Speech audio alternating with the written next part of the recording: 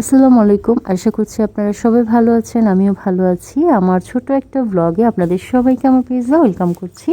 সেদিন সকাল থেকে বৃষ্টি হচ্ছিল। ঘুম থেকে উঠে যখন আমি এরকম বৃষ্টি দেখছিলাম, মনটা একটু খারাপ হয়ে গিয়েছিল।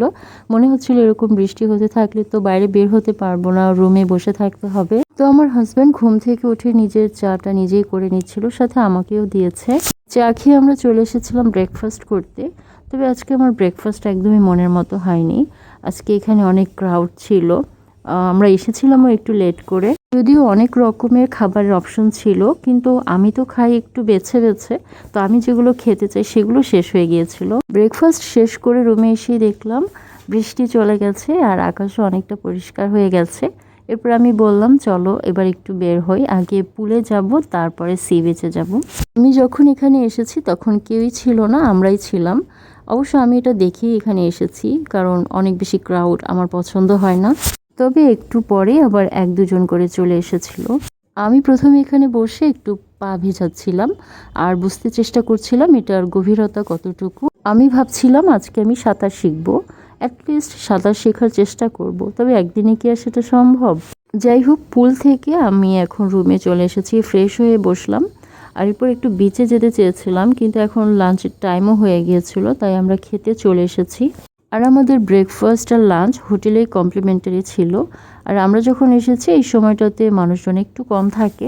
গতকাল রাতে আমি ভাত খেয়েছিলাম, ভাত, চিকেন, ভর্তা, ডাল, খুব মজা করে খেয়েছিলাম। তবে আজকে এখন ভাত খাচ্ছি না, আমি ফ্রাইড রাইস খাচ্ছি। আমি যখন ভর্তা খেতে অনেক পছন্দ করি, আমার মনে হয় যে আমার হাজব্যান্ড আমার মতো না, সে আরও একটু বেশি পছন্দ করে ভর্তা খেতে। রাইসটা একদম ফ্রেশ ছিল, সেই সাথে এখানে যে একটা ভেজিটেবল দিয়েছে সেটাও, চিকেন ফ্রাইটাও ভালো ছিল। আমার ভিডিওগুলো আপনাদের কাছে কেমন লাগে দেখতে বা কেমন লাগছে সেটা চাইলে আমাকে জানাতে পারেন। লাঞ্চ শেষ করে রুমে গিয়ে কিছুক্ষণ রেস্ট নিয়েছি। এরপরে বিকেলে বিচে এসেছিলাম। আমি শুনেছিলাম ঈদের পরে নাকি প্রচুর মানুষ হয়েছিল এখানে। তো আমি যে ঈদের এতদিন পরে এসেছি, তারপরেও কিন্তু মানুষ এখনও কম না, অনেক মানুষ।